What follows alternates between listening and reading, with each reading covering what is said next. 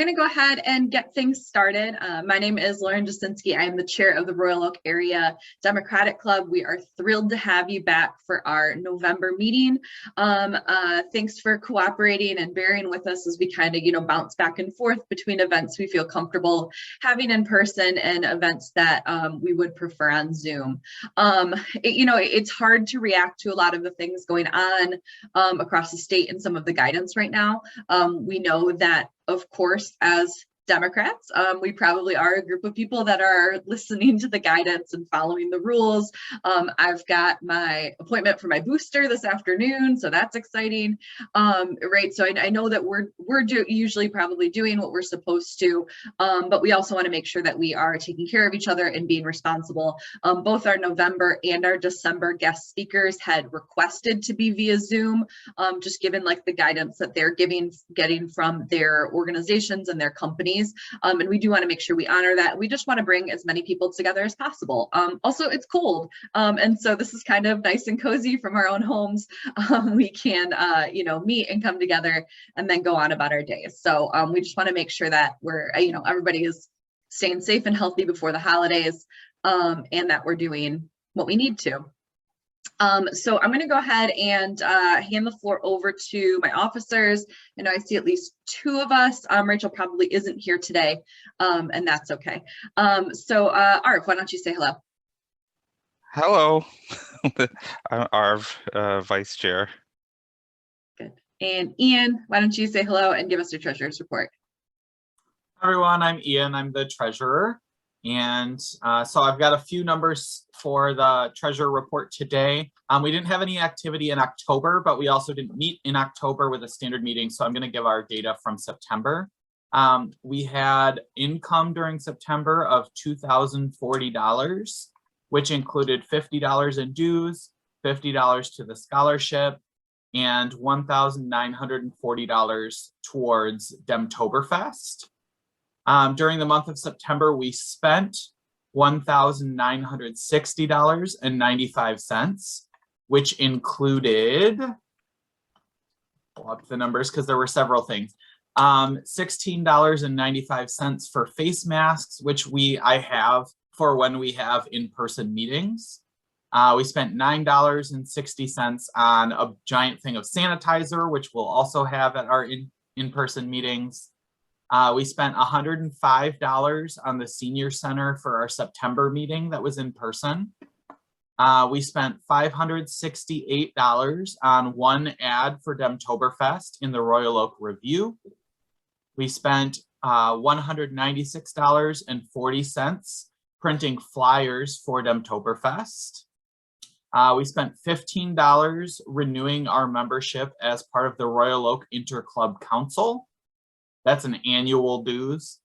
And then we spent $1,050 on the space at Fifth Ave for Demtoberfest.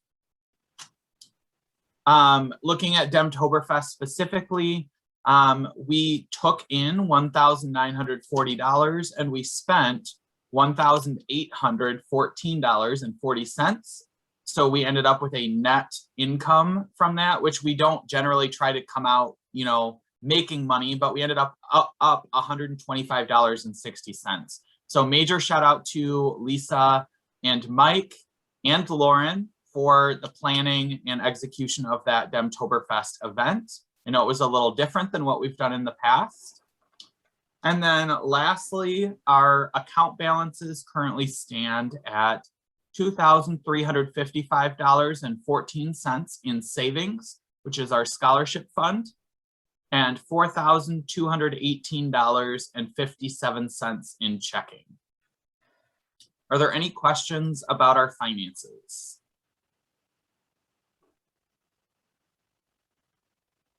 Cool. Seeing none.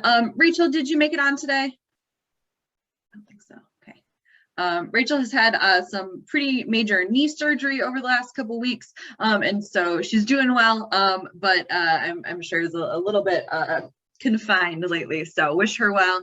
And if you do, get in touch with her. She's doing well, and she's going to be partying here before we know it, and knocking doors for 2020 or for 22 coming up here with us. I just want to make sure I'm not missing. Patty, are you on the call yet? Okay. I will, I'm gonna try and contact her and see where she's at. We might have had a miscommunication, but that being said, I do want to make sure that we are acknowledging the big event from this week. I don't know if you guys were aware, but we had a little bit of an election. There were some important things going on. Unless you've been living under a rock, you probably have been paying attention to everything locally that's been happening. So I know we've got a big election coming up. We got to talk about Whitmer. We got to keep her in Lansing and do all of these things. But local elections are so vital to the way that we operate, to our day-to-day lives, and to the protection, of our community here. And so we continue to have great outcomes here in Royal Oak. We returned all of our incumbents back to office by incredible margins. Turnout was still low, which is something that I think that we want to continue to work on. But in terms of municipal elections, it is going up, which is great. Voter turnout in Royal Oak was 22% this week, and that's up from about 11% in like 3 cycles ago. So obviously people are talking more, learning more, voting more. The absentee efforts that have been happening and changing around Michigan are increasing that too, and making it easier for people to vote, and less complicated and more efficient. And so those are some wonderful things. We do have quite a few club members who worked as election inspectors. If you want to kind of raise your hands or give us a wave, we do want to acknowledge that very long day that we all put in. Yeah, William's here, Ian is here. Kurt, if Kurt Von Eberstein's on the call. We were at City Hall until after 11 p.m. on Tuesday night, just making sure everything was settled and correct. And yeah, very, very big wins there. So like I said, our elected officials are going to be joining us a little bit later. And so they will be giving us, some updates and some plans about their lives. And what the plans are moving forward, right? Because of course the elections are tough, but the governing is the hard part, right? And we gotta move forward and make sure that our reps are, representing all of us and our vital parts of our community. So unfortunately, I'm not seeing our guest speaker on the call, so I'm gonna try and reach out to her and get a hold of her. I did want to real quick give a shout out. A couple of you were on the call earlier when I was talking about it, but I did want to acknowledge the fact that our attendance probably is a little bit low because there's another really important event going on in Royal Oak today. If you were at our September meeting, we heard from David London, who is the chair of the Royal Oak Veterans Events Committee, and he's hosting one of their important yearly events called the Ruck 22 March. The reason it's called that is because a ruck is the word for a backpack, essentially, for us civilians. And 22 is an important statistic when we talk about veterans' mental health and veterans' well-being. On average, 22 veterans commit suicide daily in the United States, and that's an overwhelming statistic. So what the Ruck 22 March does is to bring awareness and help to suffering veterans, is that David has organized this march where you walk 2.2 miles with either 22 pounds or 22 items in a backpack, and then all of the proceeds, the donations, the money that's raised, the physical goods that people bring, whether it's food or clothing or daily toiletries, all of that is being donated to the John Dingell VA Medical Center in Detroit. And so it's a very, very direct way for us to support and reach out to those people, right? In a developed country, we shouldn't necessarily have to be doing fundraisers for our veterans, but we know that that's the situation that we're in right now. And so this is a really great local direct way for us to support them. Obviously, if you're here, you're not participating in the march, but you can still definitely volunteer, or you can donate to that cause. The link is in the agenda, which I'll go ahead and put back in the chat right now if you want to kind of follow along, and all the information is there about that event and the great work that our Veterans Events Committee does on a regular basis. Next weekend is there is going to be a event at hopefully the new park to acknowledge and honor Veterans Day, and that's happening next Saturday, the 11th. So that being said, why don't we go ahead and open the floor? Is there anybody on the call right now that is either brand new to the Royal Oak Dems or hasn't been to a meeting in a while and would like to say hello and introduce themselves? I know it's kind of a lot to put you on the spot, but we do like to know who is here and kind of what brings you this morning. If you would like to say hi, you can either just unmute yourself and speak up. It's not that big of a deal, or you can go ahead and raise your hand. If you click the reactions button at the bottom of your screen, that should be one of your options. Hi, I'm Janet. I live on East Windermere, which if you go a half a mile north, you're in Clawson. And if you go a quarter of a mile east, you're in Madison Heights. So I call it the suburbs of Royal Oak.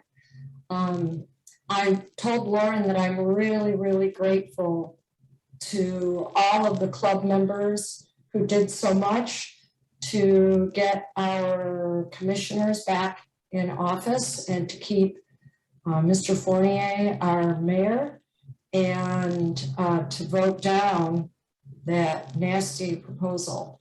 So I'm happy to meet you all. If my if my video is weird, I'm having little intermittent outages of my internet. So if I look kind of unnatural, that's what it is. So pleased to be here and thank you for having me. You look great to us and we are happy to have you. I'm actually not new to the club. I belonged to the club for a while, but this is my first meeting. Good. Well, then that's even better. We're thrilled to have you, and we're happy to bring you into the fold. Is there anybody else who is new to the club or hasn't been in a while or would just like to say hello?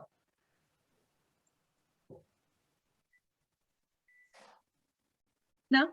I just want to jump on. I haven't been here in a while. I've had some other personal things to take care of. So number one, I just wanted to apologize for missing these meetings for the past few months and having to kind of be on the sidelines during a local election. But more importantly, I just wanted to reiterate what Janet said. I am so grateful for all of you. And, this is why we have a club and why we're members of a club, because we can pick each other up when we're down. And I mean, that's one of the reasons, obviously, but I'm beyond grateful and I'm glad to be back.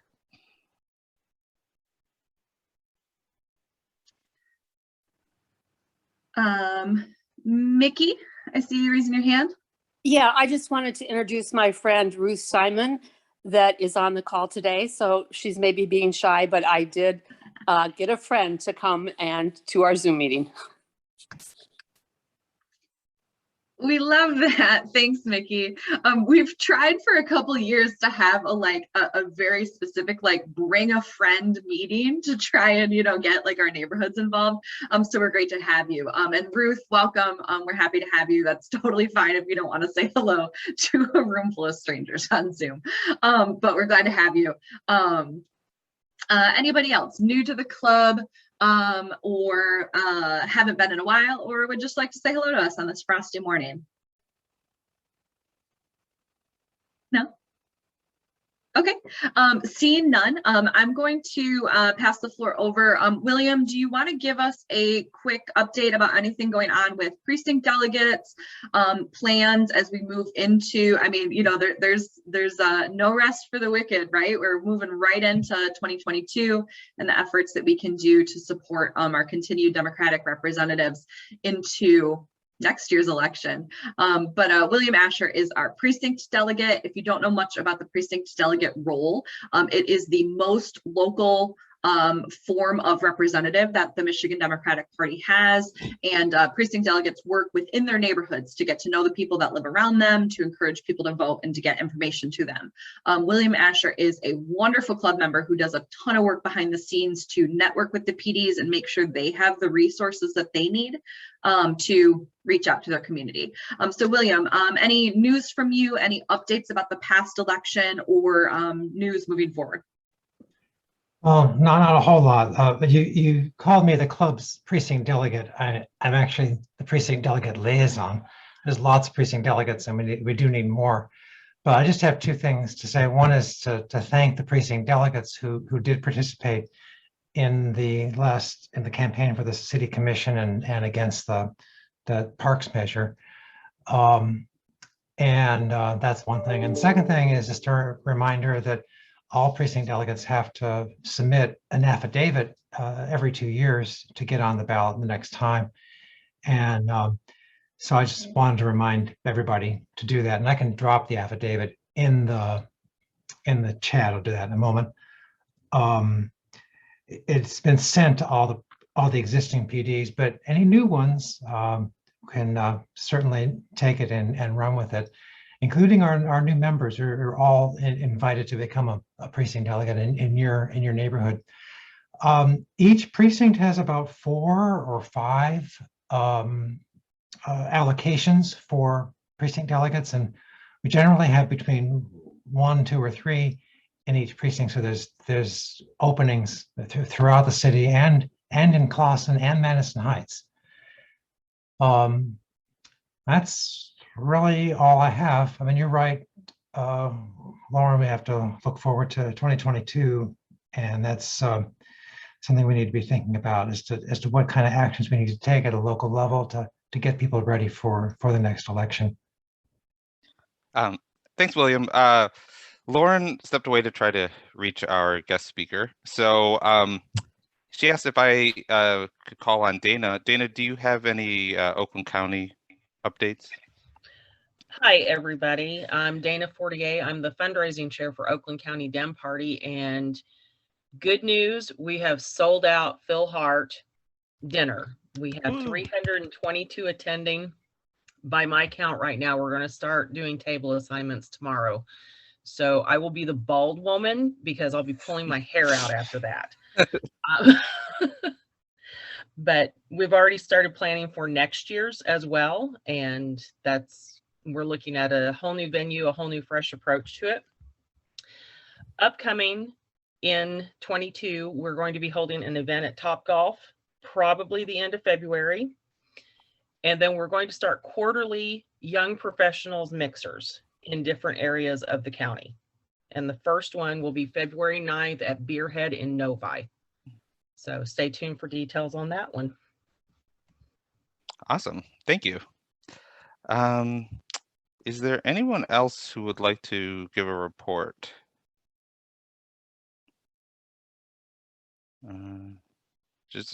Lauren's back. Maybe. I'm back. Okay. Good. Sorry about that. Good and bad news. I got in touch with Patty. She was in a car accident this morning and is my word. along the side of a road. She is okay. Her car is not. So she's in the process of being picked up. You know, life happens. We completely understand. It is too bad. But she's okay. So she's like on her way home right now. If she gets back in the next 10 or 15 minutes, she's going to try and jump on. But I told her that didn't necessarily need to happen. So we're sorry about that, you know, but we also know that things happen. So that's the situation currently with our guest speaker. but we'll roll with it. Just to give you a heads up about what Patty does and who she is. She is the Oakland County representative for Planned Parenthood Advocates of Michigan. Planned Parenthood Advocates and Planned Parenthood are slightly different branches of the same organization. Planned Parenthood Advocates of Michigan is obviously the advocacy arm. So they work specifically on like fundraising, networking, and outreach to support the work that Planned Parenthood does to protect access to reproductive rights all across the state. I'm sure that there are quite a few of you on the call who probably oh, there's Brandon on his march. I'm sure quite a few of you on the call probably attended some kind of event or some kind of action in October in reaction to a lot of the bills that are being passed across states in regards to reproductive rights. And so we're hoping to hear from her about some of the things that we can do. And like I said, if she's able to jump on, she will. But unfortunately, there's been a little bit of a mix up with that. I'm going to pass the floor over to Brandon so he can give us an update about the event that he's at. Hey, you look good. Hey, everyone. So, first of all, thank you. We all did it. So I'm here with all of your fellow commissioners. Everyone in the background there. Okay. So we're all marching for the Muck Ruck 22. Suicide prevention and veteran awareness is vitally important, and that's what we're all here doing today. So sorry we can't be with you. It is a beautiful day for a walk. Next meeting, let's all get together. Let's talk about this election. Let's talk about how it went, what you guys all did to make sure we all won, and how we can keep on doing it. So thank you to the entire club. And I'm winded, so I gotta mute myself. That's okay. You're doing some hard work out there. So this is a super fun. I think like honestly, I think that there couldn't be like a better way for our commissioners to be calling in and thanking us. I know that they probably can't even hear me, but like these are the kind of people that we elected, right? They're out there doing the work. They're literally walking the walk. So not only have they put in thousands and thousands of steps to door knock and reach out to voters and talk to people about the things that are important in our community, but then they turn right back around and are actually participating in these events, right? And so they're there representing us. We are very, very proud of the work that they're doing, and we are happy to have supported them. Like I said at the top of the meeting, it was a very, very big win, and we are proud of the turnout and support that they were able to see. Yeah. Actually, in addition to that, there are a whole list of volunteers that I want to make sure that I acknowledge and thank. At the very, very top of that list is going to be Thora Hansis. She is a wonderful club member who does so much work behind the scenes. She was the coordinator for our incumbent slate, and she did all of this stuff to cut turfs, network with volunteers, get them out into our community. We had great door knocking opportunities Wednesday and Saturday going on for the last about month and a half or so. In total, we knocked over 2,000 doors. We were in every single precinct in the city. We made phone calls to absentee voters. And like I said, we're seeing small increases in that voter turnout as we go. And that should be something we're very proud of, right? That's what it takes, is getting out there and talking to our neighbors. In addition, Thora had sent me this letter of the list of everyone who volunteered throughout the campaign. It is a long one, but an impressive one. And so I do want to acknowledge everyone who is in the meeting and outside of the meeting to say thank you. So here's our message from Thora. She says that the people listed below are due honor and recognition for their help in the recent municipal election. Please let them know that they are owed a thank you from the whole community. They make their city better both now and for the future. So our club volunteers were Chuck Altman, Elaine Asher, William Asher, Rebecca Chisholm, Tim Jahorsky, Paul Curtis, Vaughn Derdarian, Marie Donegan, Clyde Esprit, Farida Islam, Mike James, Charlotte Massey, Kevin McLogan, Linda Miarini, Lisa Mason, Diane Mazurik, Teresa Moncrief, Susan Muncher, Eileen Orlansky, Liza Parkinson, Arv Reddy, Tom Regan, John Rummel, Kelly Schneider, Claire Weil, Paul Weil, Kurt Von Eberstein, and Dave Woodward. We also had additional support from our local labor union, from Chris Chwalik, Paul Husted, and David Harstruck. We also had great endorsements and support from our firefighter and our police unions locally.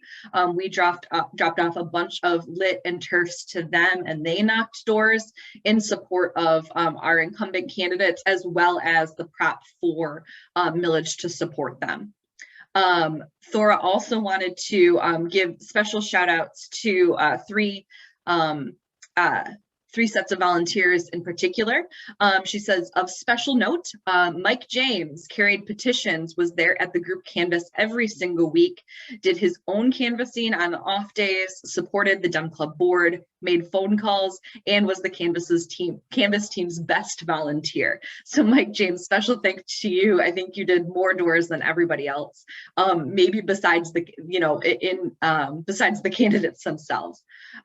Elaine and William Asher were there almost every week. They carried petitions, canvassed, and made phone calls, and are very hard workers. So again, William and Elaine, thanks for carrying on that and always being part of an important part of our network.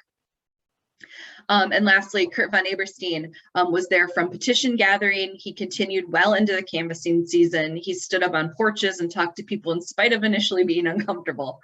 His love for community was on display from the beginning, as he was also volunteer for the Farmers Market Hall to support the Royal Oak Schools Foundation. All of this, and he was dealing with crushing family woes. This raw patriotism deserves recognition. Kurt, we are incredibly grateful to your time and your energy put towards the club and this election. We know that it's been a very tough time, and prioritizing your community in spite of all that is really, really touching. So we've got quite a network of people here that we should all be very, very proud of. I don't normally do quite this much talking, but all of this recognition is so, so important. And I can see our candidates out there cheering you along, and thanking you as well. And like Brandon said, yeah, we got some fist pumps there. And like Brandon said, we can all celebrate a little bit more, as we continue to meet in person at various events.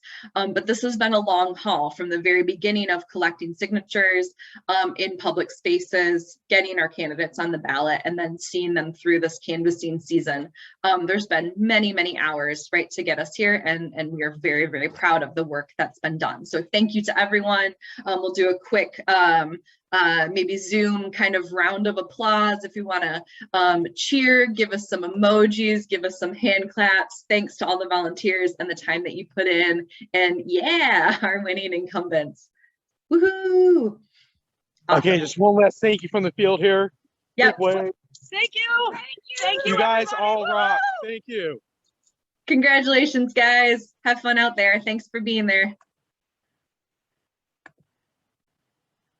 Awesome. Good. Bye. Cool. Yeah, hand claps from everybody. Yeah, very proud of Royal Oak. Absolutely. Are there any other elected officials on the call at the moment? Anybody from non-city commission positions? I know that took up a lot of our time. Marianne, I see you. Do you want to give us a school board update? As always, there are a few things going on in public schools lately. Yeah, just a shout out and thanks to everybody for the work on the election. It's great news for us. So from the school board, lot going on. We're happy that we still continue to live in a city that is respectful to the school board members and not causing a lot of the angst that we see happening across the country. Our families are supportive, our community is supportive, and we continue to do the work that we think is important, keeping the kids in school. We want them to be healthy, so we're happy that vaccinations are now available. And there's quite a few locations within Oakland County that are doing vaccination clinics. we're working with Bloom Pediatrics. We had offered some pediatric clinics, some vaccination clinics previously, and they're still trying to work out a date. Apparently there's a big demand to get vaccination clinics in the schools too. In addition to that, let me think. The biggest change we have is we're changing our school board meeting times. So it's still the same day, but we used to always have a discussion meeting at 6 p.m. followed by the official board meeting at 7. We are now moving our board meetings to 6:30, and the discussion meeting will be incorporated as part of the actual board agenda now. And that will all be televised. Previously, our discussion meetings weren't televised. So that's a change that we're making effective with our meeting next week, Thursday. We're also doing some changes to our school website. We've had few different vendors. We've done some presentations. So we're just doing some enhancements to our website to get it more current and up to date, which is pretty impressive. So we're excited about that. And also to part of ESSER funds, which are funds that we've received from the federal government during COVID. We're having another wave of funds that we're receiving and seeking community input as to the use of those funds. So there will be some parent surveys going out, as well as if people have ideas of some ways that they think we can continue to support kids and families. As an example, like the food programs that we've continued to offer. If people feel that that's really very important, we can continue to do that, and other ideas and other programs that we can have in the schools and use these ESSER funds. Community feedback is important, but again, there will be a survey going out to parents, and I think the greater community as well. So we're looking forward to that as well. And I don't know if anybody has any questions. Any questions for Marianne, our school board rep?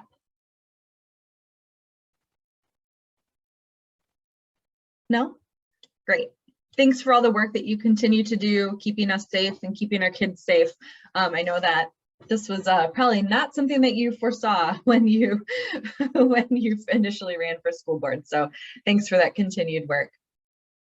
Any other local elected officials at the state or county level? I know Penny Lubes sends her well wishes, her continued thanks for support in Clawson as well. She wasn't able to make it on the call today, but she does say hello. Okay. Good. So if we can be patient for like one more minute, Patty actually is on her way there. So what a trooper. So she's actually signing on and joining us within a minute or two here. So she's going to be here if you're able to. I know that we kind of did the meeting backwards from the way that we normally do. But if you would still like to hear from our guest speaker, we would love for you to remain on the call for another minute so that she can join us. I do just want to give some updates about some upcoming events and meetings that you might want to keep on your agenda as well. We had kind of forgone bar night the last couple months in an effort to really focus our time and energy on canvassing and getting people out and supporting our candidates. But we did want to return to that just because there's lots of stuff we can talk about and it's always a lot of fun. So Paul Curtis is going to be bringing virtual bar night back for our third Thursday bar nights.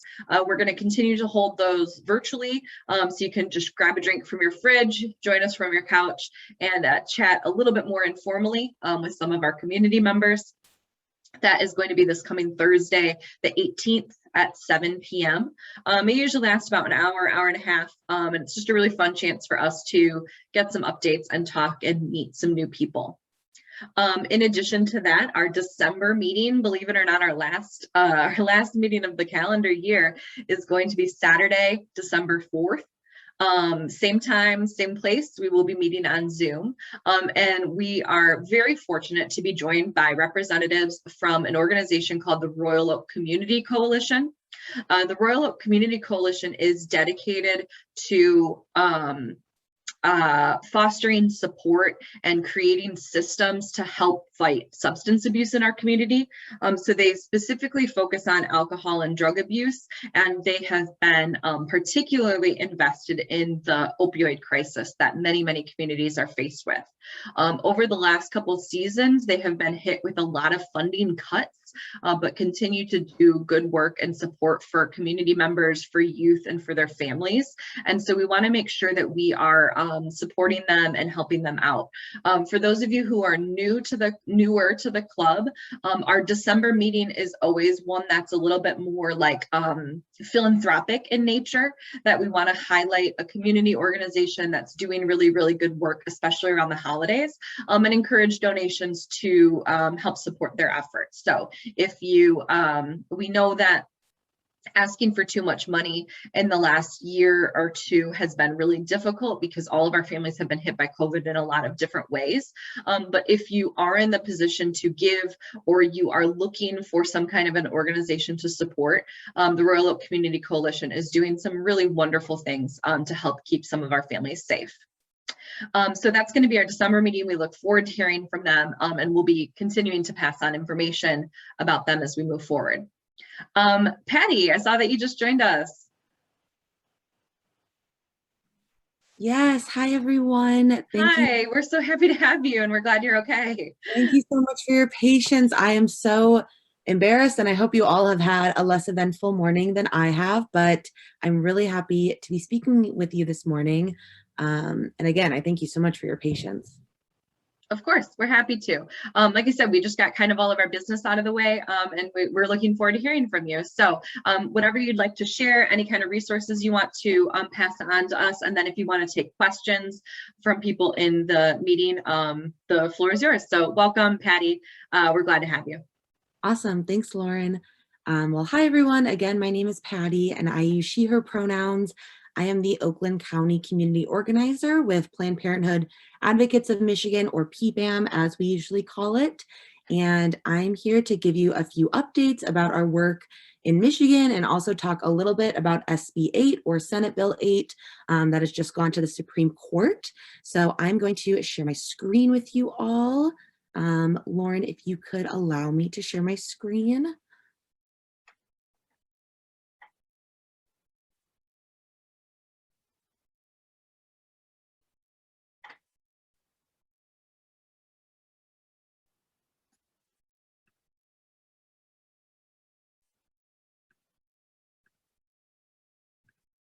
Okay, awesome. Thank you so much. You should be good now. Sorry about that.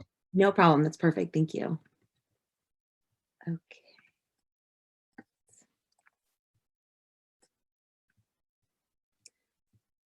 Sorry, folks. I am not on my work laptop because that is in my car. So just moving a few things around. Okay, perfect. Awesome. Look good to everyone. Everyone see a pink bands off our bodies image? Thumbs up. Awesome. Cool. So like I said, we're going to talk mostly about SB 8, but also I have a few updates about our work in Michigan. So the biggest news is that Planned Parenthood Advocates of Michigan, we have a new VP of Advocacy. Her name is Nicole, and she just started this month. And so PPAM is in a big transition period right now. We are setting new goals for 2022. We are figuring out what our tactic and our strategy is going to be to keep abortion safe and legal in Michigan as we gear up for election season. And so November, December, beginning half of January are a little bit slower for us. They are our planning periods, especially with a lot of new leadership coming into play. Planned Parenthood of Michigan also right now, we do not have a director of government relations. We don't have a government relations coordinator. We have a lot of open positions right now that we are hiring and interviewing for. So that is really, of course, impacting the way that we're doing our work and the speed at which we're moving. So first of all, I am going to share all those open positions with Lauren after this meeting. If anyone is interested in joining us, we definitely are always in need of people with a really strong political background and political knowledge in Michigan. And so I just wanted to start with naming all of those new leadership changes. Again, they really slow us down, but in a good way. We're being really thoughtful about the changes that we're making, but that also means less meetings, less output from us for the next few months. The two things we are focused on in the next 2 months, despite our new leadership and our transition period, is community building and power building. As always, we are trying to build our coalitions more strongly, especially locally. We have community organizers in Oakland County, myself, Lansing, Washtenaw County, Grand Rapids, and we just hired 2 organizers in Kalamazoo and Detroit. And so we finally have 6 organizers back, so we're really excited to start rebuilding our community across Michigan, especially in Detroit and Kalamazoo. We also have a big goal of building our coalitions in faith-based communities. Our Detroit organizer, Durell, they are a previous minister, and so we are really excited to bring faith into our organizing and connect with folks who advocate for reproductive rights and bodily autonomy, who are also in faith spaces and also clergy members. So we're really excited about that. That is one of our biggest community building goals in 2022. And we're also focused on power building. So on October 2nd, there were a ton of reproductive rights marches or women's marches, you may have heard, all across Michigan. And we were not the sole planners of them, but we did play a role, especially since they were in response to Senate Bill 8, in response to attacks on bodily autonomy, reproductive rights, things like that. And so right now we have a couple of phone banks. We had one in October, we have one in November, and one in January. I will share the registration links for those with Lauren as well. And with those calls, we are calling the folks who attended the marches or who have interacted with Planned Parenthood in the last year or so, who we know support us and like our work and want to do more work with us. And we're calling and we're asking them to become members with us. A $10 PPAM member allows folks to get involved with our political work and work directly with elected officials. We operate as a C3 and a C4 organization, so that $10 membership is kind of the difference between being able to directly interact with politicians that we endorse or have endorsed in the past versus just doing kind of our community work, community education, resource sharing, information like that. But since we're getting ready for 2022, we really need to build our membership base. We really need to have a lot of folks ready to do more phone banks, to do canvassing, to do text banks, to do a lot of the things I know you all prioritize during election seasons as well. So in this kind of downtime, we are still making calls to folks and hoping they become members with us. So I will share the links for all those few things that I talked about. But really in January is when we'll start having regular meetings again. We'll have our Oakland County activist nights again. And I will share information on that when they become relevant again. Any questions on that or any questions on PPAM in general before I get into more on what's happening in Texas?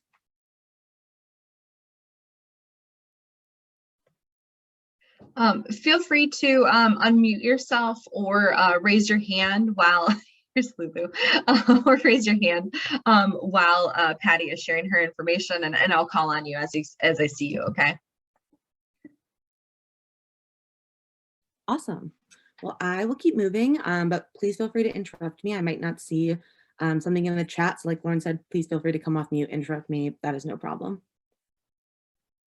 Awesome. So what is happening in Texas? I'm not sure how up to date everyone is. I'm guessing you've at least seen some of it in the news, and it has really getting some news coverage now that it is going to the Supreme Court. But just so everyone is on the same page, Senate Bill 8 or SB 8 bans abortions after 6 weeks with no exceptions for rape or incest or danger to anyone's life. It allows anyone from any state, including Michigan, to sue abortion providers or other Texans who helped a patient obtain care, even if they are strangers. If they just get word on the street that this doctor is providing an abortion on this day, someone from Michigan, someone from Ohio, someone from any state could sue that person for or they could sue that person, and the person doing the suing can receive up to $10,000 for suing them and calling them out and intervening with essential healthcare. And this is especially extreme because 6 weeks is the closest that we can come to an entirely complete ban on abortion. Most people don't know they're pregnant at 6 weeks, so it really makes it nearly impossible for someone to make that choice for themselves, to consult with a doctor, to decide what's best for their lives and their family and their bodies, because again, at 6 weeks, Most people don't know they're pregnant. They're not even looking for the signs. And so putting a ban at 6 weeks is essentially a ban completely on abortion. Like so many other harmful bans and laws like the Hyde Amendment or taking away Title X funding, this especially harms people with low incomes, people who already face marginalization, people who already face barriers to healthcare and accessing reproductive rights, and who have more trouble making informed decisions about their bodies. It also really affects people who rely on Planned Parenthood, folks mostly on Medicaid, which again are people with low incomes, young people, people of color, people with an immigration status. So this harms these same people who we know are already extremely harmed, already extremely marginalized in this country because of other restrictions. And this is no different. It is continuing to harm the same people. And it really highlights the lack of prioritization of human care in our healthcare system. We are not putting people first with this ban. We are not letting people or doctors make the right choice for their patients or their bodies, but instead we're letting politicians and their personal beliefs make the choice of what people can do with their lives and their bodies. So in Michigan, we have a pre-Roe ban on the books. So if Roe v. Wade were to be overturned, abortion would become illegal in Michigan. Right now, abortion is still legal in Michigan. So that's good, and we want to keep it that way, but it's also, we're at the floor right now, not the ceiling. We really would like to see abortion become much more accessible in Michigan. There is a 24-hour waiting period. If you are under 18, you need parental consent. There are a lot of restrictions still on abortion, even in Michigan, despite it being legal. So although it is legal right now and we want to keep it that way, we are definitely pushing for more access, because even if it's legal, if there is no access, then it being legal does not make enough of a difference for people to make choices about their bodies. We know that in Michigan, people want to keep abortion safe and legal. An article in a poll in 2020, October of 2020, 65% of Michiganders said they are against overturning Roe v. Wade. And PPAM has been doing some polling right now on what a ballot initiative would look like for keeping abortion safe and legal in Michigan, and passing the RHA, or just creating a separate bill that keeps abortion safe and legal in Michigan. And we know that Michiganders are in favor of it. And so we are making a decision pretty quickly on whether or not we'll be doing a ballot initiative. So stay tuned for that. We should get news in the next week or so, which will really inform our strategy and really inform the support that we're asking for of groups like yours and of other supporters of Planned Parenthood and reproductive rights. But for now, we're just weighing all of our options. But in the back of our heads, we know that Michiganders support abortion and they want to keep it safe and legal. So we're hopeful to continue expanding access through political action in the next year or two. Like I said, we have a pre-Roe ban on the books. And if we were not to do a ballot initiative, our other strategy would be to push the Reproductive Health Act. And I think I may have talked to this group about the RHA before, but perhaps not. But the Reproductive Health Act would make abortion safe and legal in Michigan. It protects all individuals' decision-making in the area of reproductive health, which also includes deciding to use or refuse contraceptions or birth control or sterilization. It lets people decide what type of birth control they use, if any. It lets people decide, again, if they want to have an abortion or not. It also repeals Michigan's unconstitutional 1931 law that bans abortions that would become legal again if Roe v. Wade were overturned. It removes medically inappropriate regulations like those 24-hour waiting bans or parental consent for folks under 18. It removes barriers to state and federal funding for healthcare entities that also provide abortion care. So something like the Hyde Amendment that prevents places like Planned Parenthood from giving information on abortion care. If folks are using Medicaid, that would be taken away. Everyone can share information on abortion and abortion care. Folks can know all of their options and really make an informed decision. And it does a lot of other really great things. It removes a lot of unnecessary barriers to accessing abortion in person, via telemedicine, things like that. In the last few years, RHA bills have been introduced in Illinois, Indiana, Massachusetts, Missouri, New York, Oregon, Texas, Vermont, and Rhode Island. And Rhode Island, Vermont, Illinois, New York, and Oregon have all passed RHA bills into law. So we're hoping to follow suit. And this is something we have been prepping all of our endorsed legislators on and hoping to pass in the next few years. It has been a goal of ours for a while and is definitely a hefty lift. And so right now we're really focusing on informing community members about it and letting people know what the RHA is so they can talk about it, tell other people about it. It becomes a household name. And so hopefully our legislators put it into action. Again, what's happening in Texas is horrible. Reproductive rights are really at risk, and we're trying to fight that. And another way we're trying to fight that is to help stop stigma around abortion. We have a much more robust abortion stigma training, but I did want to include this slide because when we're advocating for reproductive rights or we're advocating for safe legal access to abortion care, it's really important that we feel empowered as reproductive rights advocates and we know what language is empowering and we can identify what language is stigmatizing. These are just 3 examples of phrases that folks who do support Planned Parenthood and do support reproductive rights sometimes use that end up stigmatizing abortion care and some alternatives. So a lot of times people will say, oh, abortion is only 5% of what Planned Parenthood does, which is true. Contraception is our #1 provider and abortion is 5% of what we do. But when we say it's only 5% of what we do, it kind of makes it sound like we're either ashamed or embarrassed or we're not proud to provide abortion. And we are. We're really, really proud that we do. Our abortion care providers are proud, our health center workers are proud, our advocates are proud. So instead, something else you could say is Planned Parenthood provides comprehensive reproductive health care, including abortion. It's an essential part of healthcare that we also include. Another thing sometimes folks say is, I support abortion, but, and then either a critique or a reason, maybe someone else wouldn't support an abortion, something like that. We don't like to use but, we don't like to add any consequences to it. So instead we just like to say, I support keeping abortion safe, legal, and accessible, end of sentence. And then the last one is, I support abortion, but I would never get an abortion, or I would never want someone I know to get an abortion. And instead, we like to say, people make the decision that's right for them, and it's not for me to judge. What someone else does with their body has nothing to do with me.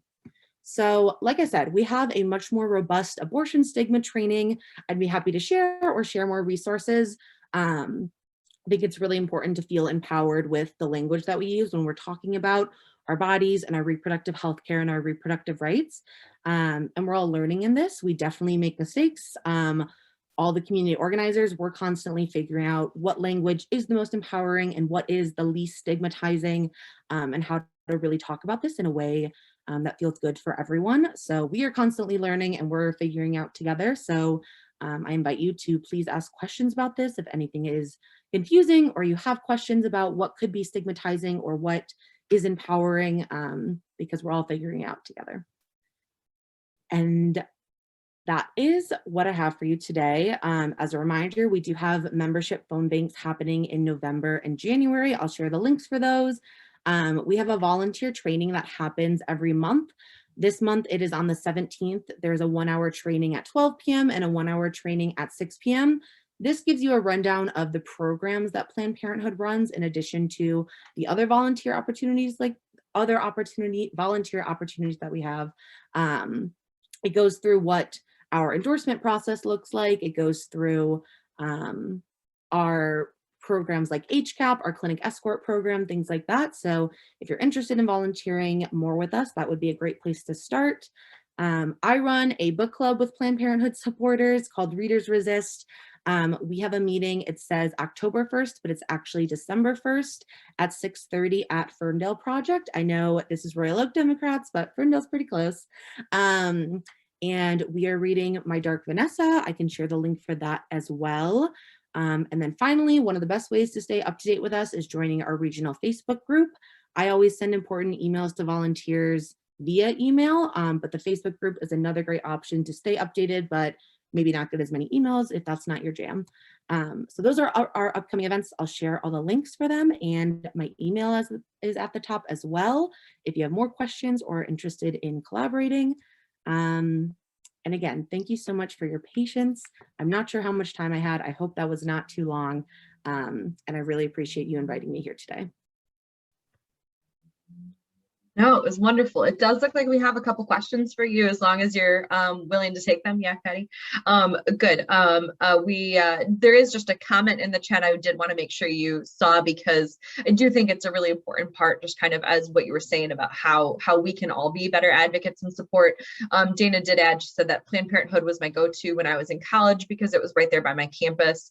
That's where I went for everything, since getting back to my family doctor was not easy. And like you said, we are so sometimes fixated on the abortion part of what Planned Parenthood does, or that's what critics are focused on. It's important to know that it is a healthcare facility. Claire and or Paul Weil, you've got a question? Yeah, hi. Well, first, I just want to thank Patricia for informing us about all the great work that Planned Parenthood is doing. Very important work. I have 3 questions, so hopefully it's not too. First is the RHA, is that what will be the ballot initiative if we do have a ballot initiative? Just wanted to get clear on that. Yeah, that's a really good question. So again, we haven't made a decision on if we are participating in a ballot initiative or not. And so I haven't seen the exact language that would be used on the ballot initiative. The RHA is separate of that. So if we were to do a ballot initiative, or if a group like the ACLU were to lead a ballot initiative, that would be more explicit language that just says abortion is an essential part of healthcare and should be safe, legal, and accessible in Michigan. It would not directly be the RHA, but it would do a lot of the same things. It would overturn a lot of the restrictions that we have, and it would make it more accessible, and it would keep it legal regardless of the status of Roe v. Wade, but it wouldn't be the RHA exactly, but it would still do a lot of really good and important things for reproductive rights in Michigan. So, all right, well, great, thank you for that. And then the other 2 questions were related to the Supreme Court. I know that the Texas legislation is going to go before the Supreme Court, and the question is, would this affect Roe v. Wade? And then the last question, which is very much related, is I know that there's the Mississippi case that's also going before the Supreme Court, which supposedly would affect Roe v. Wade.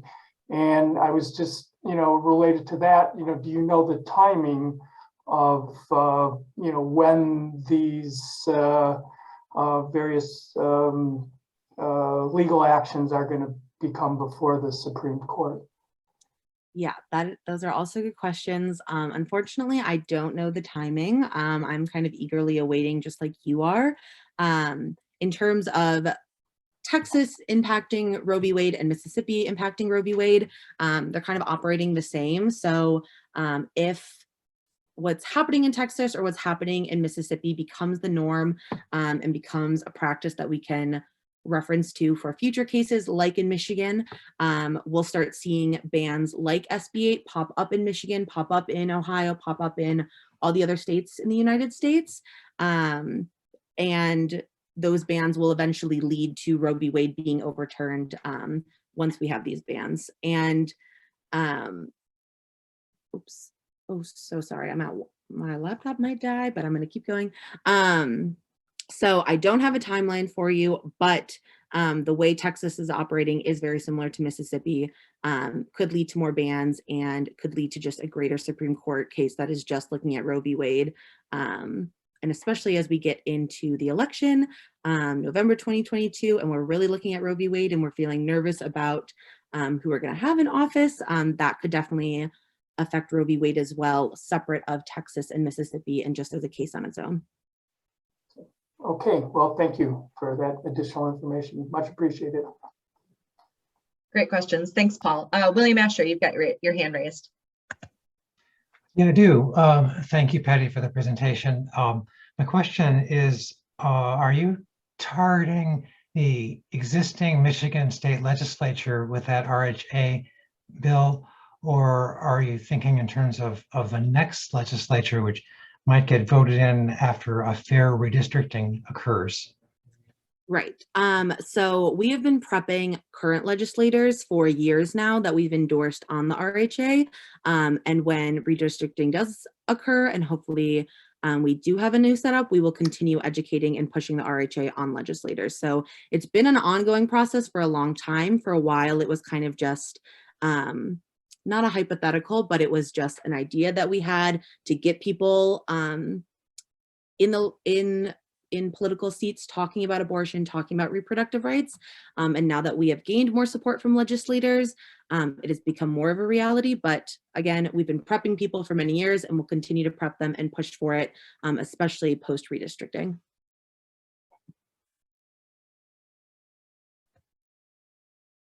Good, thanks for that. It is, we're all kind of in a waiting, like a holding pattern, right, until some of those decisions are made.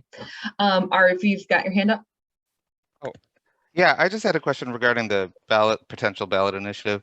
My understanding was that reproductive rights are like generally popular polling wise. So I guess why wouldn't we want to have one? And I know, like, especially among young people, it's very popular. So I was just curious. Yeah, that is a great question. And the reasons we would not do a ballot initiative that have been shared with me, is because it could potentially take away from the political action that we have for the next election. We also are unsure on the funding we will get from our national office, Planned Parenthood Federation of America, or PPFA. We're unsure on the funding we would get from them to do a ballot initiative, which is an element to consider. Community organizers are definitely in favor of a ballot initiative, and it feels like the right power move to take, and it feels like a risk worth taking.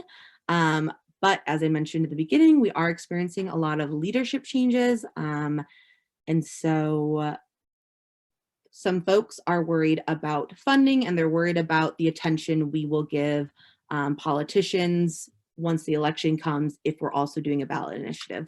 But as a community organizer, I do think ballot initiatives are very powerful, and I do think a lot of folks in Michigan are in favor of reproductive rights. So my fingers are crossed that we make the decision to continue with the ballot initiatives.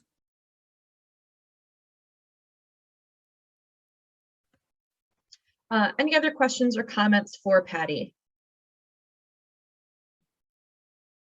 No.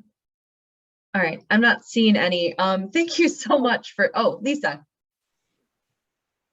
Yeah, thank you, Patty. That was really great. And honestly, this question isn't really directed at you or Planned Parenthood, but I feel like the Texas law really has two huge issues, aside from the whole reproductive rights thing. The way that they use everybody in the world, as a way of law enforcement really, really concerns me. I want to use the word vigilantism, and that may be a strong term, but the way everyone seems willing to accept the idea that law, it's going to be the wild, wild west. Look what happened with Ahmaud Arbery when citizens take things into their own hands, or, we can name a number of famous. So I feel like there's really two things going on here, and we need to really address both of them.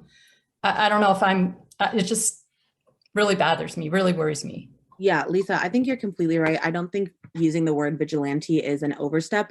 We've been talking about it internally, where it feels like there are just bounty hunters looking for folks who want to have an abortion or looking for abortion providers now. So it does feel like an egregious overstep of just not just our healthcare and our reproductive rights, but just our rights as people to access healthcare in general, and to suddenly have a police force of individuals who are not actually a police force, but just, everyday people across America looking out and trying to, for lack of a better word, snitch on people accessing healthcare.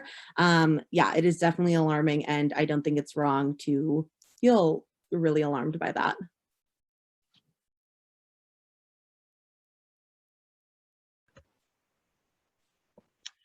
Yeah, absolutely. Thanks for those thoughts, Lisa. But I completely agree. Right, there's a lot more at stake and under attack by some of these laws that are being presented. Any other thoughts or questions for Patty? No. Again, thank you so much for joining us. We're really, really happy to have heard from you. Thank you for fitting us into your crazy morning. Go take care of yourself. Go relax, hopefully. But thank you so much for taking the time to join us and making us a part of your day. And like Patty said, she'll pass on all of those other resources to me, and I'll include them in our follow-up so that we can, if you're interested in working directly with Planned Parenthood advocates, volunteering, or, checking out any of those resources, we'll make sure we connect you with them. Yeah, thanks so much again, everyone. I'm a Royal Oak resident, so I appreciate the work that you're doing. And I'll be sure to share all those links. Thanks so much. Thanks for your patience. Have a good one. Yeah, absolutely. Thank you so much again, Patty. Great. So good little virtual round of applause there for our guest speaker, Patty. We're happy to have her and appreciate her time. We do have one more guest that I want to turn the floor over here before we kind of wrap up for the day. Nicole Beatty was able to just jump onto the call and join us. She works with Representative Andy Levin, and she wanted to give us a couple updates from his office about what's going on as we look forward to 2022. And as we've kind of hinted at, we're also going to continue to talk about how redistricting is going to affect us here in Royal Oak. I know that behind the scenes, we've been doing some work with Senator McMorrow's office and some of our local reps to kind of strategize and think about how those decisions might start affecting us. If you have been keeping an eye on the redistricting information that's been going out around in Michigan, things are kind of like it seems like everything sort of happens at once, and then there's kind of a lull, and then people need to be really, really quick to comment. There are a couple different ways that I can share in the chat too, how you can provide some comment for that. There are some recorded comment options if you can't attend any of the meetings in person. There's also this new interactive map where you can comment on, it's a little bit confusing at first, but it's interesting the way that it works.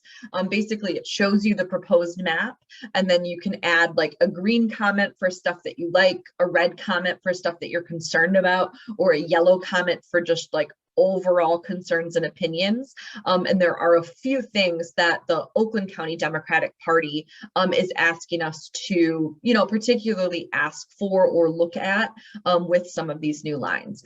So that's a little bit of redistricting information. So Nicole, welcome to our meeting. Good morning. And what information do you have for us out of Levin's office? Hi, everyone. Excuse me. Well, just to be clear, I'm on the campaign side. So sorry. I know there is a bunch of stuff happening that we're building back better.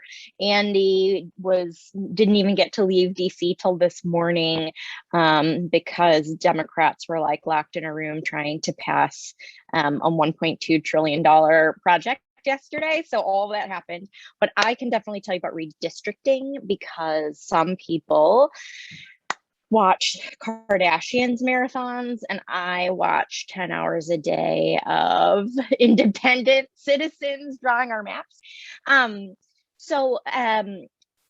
Where we are currently at with the maps is that the redistricting commission finished up their deliberations and they put forward maps to the public. There's 3 congressional, 3 House, and 3 Senate options. And public commenting opens on November 15th for 45 days. You can continue to comment now, either through the written comment section or through the green and red and yellow dots like Lauren talked about. It's not clear whether that's the way we're going to continue to comment starting November 15th, or if they'll open up another final portal. So we'll keep everyone abreast of how to weigh in. I can tell you about the congressional maps. There are 3 and they are named after trees. So there is a chestnut, an apple, and a birch. They all have their pros and cons. There is a favorite of mine. The apple map seems to be the least good for Democrats in that it makes 3 of our districts competitive. And so we'd always be worried about keeping majority. The chestnut map should give us 5 Democratic seats and 2 very competitive seats. But it trades 1 seat in Southeast Michigan for a new competitive seat in the west side of the state, which I know would make our Western folks really happy. They've been organizing there for years, but it does really jeopardize our incumbents here in Southeast Michigan. So that's why Birch is my favorite. Birch would give us, again, hopefully 7 Democrats to 6 Republicans. 5 of those seats are Democratic, 2 are very competitive. And those are the ones kind of middle of the state. And it would give those 5 Democratic seats to match our 5 Democratic incumbents in Southeast Michigan. So I can only educate you because it's voters, not politicians. You guys are in charge, and I speak on behalf of a politician, but I know I'm going to be supporting the Birch map and asking folks to do the same. I'll keep you posted as to how to officially start commenting on November 15th, but what you can expect is that 45-day window of public comment where we're just going to be asking people to have their voices heard. And then on December 31st, at the end of December is when the commission will regather for a vote. And we'll find out, we think, what our maps are prior to going into a big ol' litigation process, which will keep some uncertainty around all of this for until the spring, I think, for us. The commission is meeting on Monday as well, so it's possible there's some other maps introduced by individual commissioners, but I think our focus is around these 3 collaborative maps, apple, birch, and chestnut. And really getting Birch out into our friends in Southeast Michigan and showing them the importance of getting behind that one. Andy would be a rep under the Birch map. I mean, I can't say where any of the incumbents want to run. Andy would no longer live in the Southern Macomb and Southern Oakland district, but it does include Berkeley and both places he has grown up and represented. So we know the delegation is behind the Birch map because I think everyone can see a lane that they like, but I can't speak for all the representatives where they want to run. What other questions? Tell me. I can tell you anything. Any other questions for Nicole? Either information about the upcoming campaign, things Levin has been working on, or there's a question in the chat. Lisa said, how does the Birch map address the concerns for Detroit voters who felt their voice was being divided unfairly by some of the other or by previous maps? It was really interesting, actually. The commission sort of failed to address those concerns. They took guidance from their legal counsel that said that VRA or Voting Rights Act compliance does not mean 51% minority. It just means putting as few Black voters is as needed to allow someone to elect a candidate of their choosing. And some voters argue that that does leave Black voters in Detroit at the whim of white suburban folks. So that is definitely something I think will be looked at in the courts. I'm sorry, everyone's yelling in my house, but they did definitely do a lot of Detroit redrawing in the Senate and the House maps to address this issue, but they kind of left the congressional maps alone.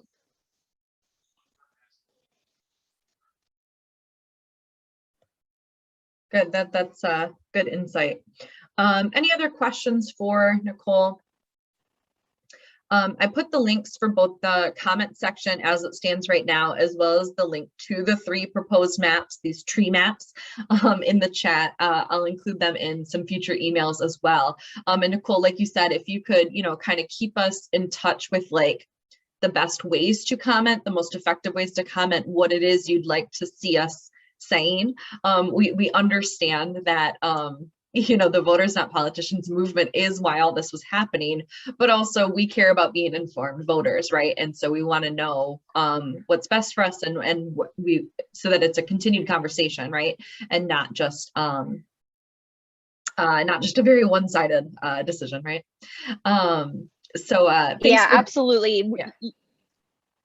You'll for sure be hearing from us, because we definitely are going to need your help, because everyone really loves doing a big organizing push during the holiday season.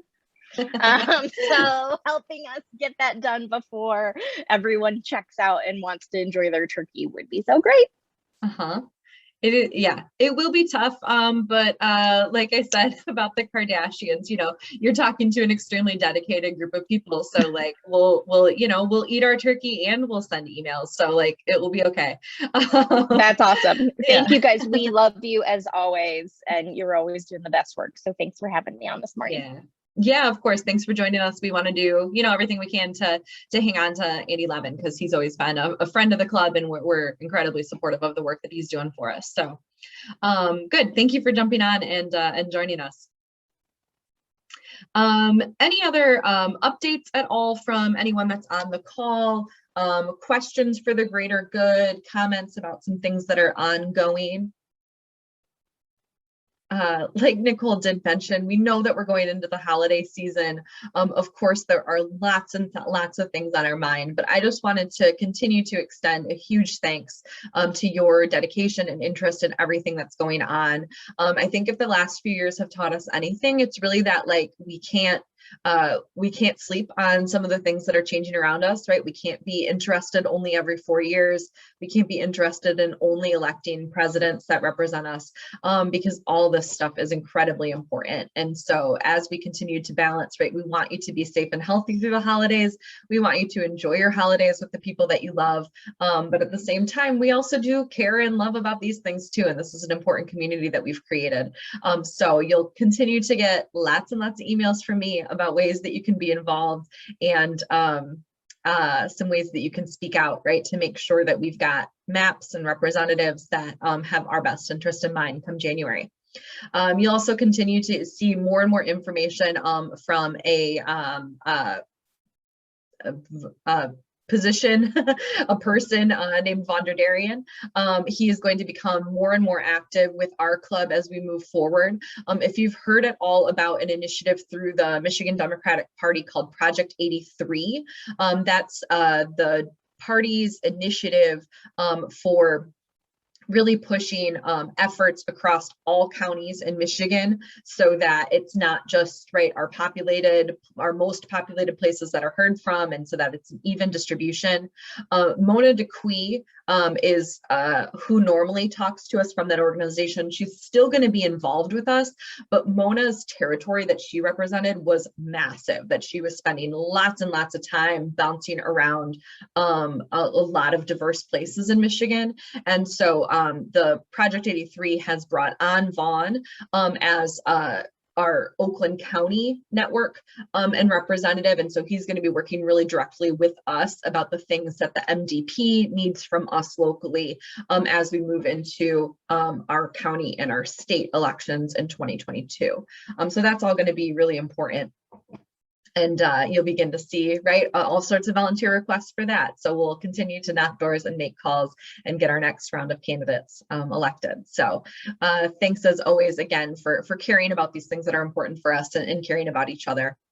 Any other questions, comments, announcements, community things going on that we might be interested in? No?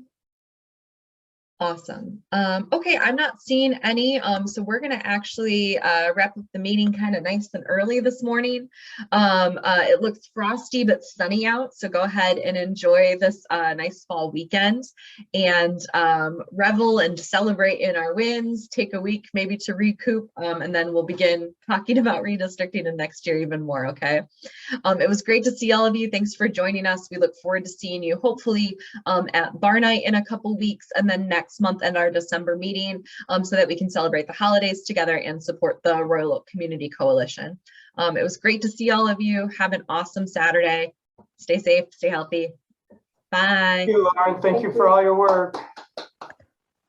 Yeah, of course. Thanks to everyone. Good. Have a great weekend. Great meeting, Lauren. Nice job. Bye.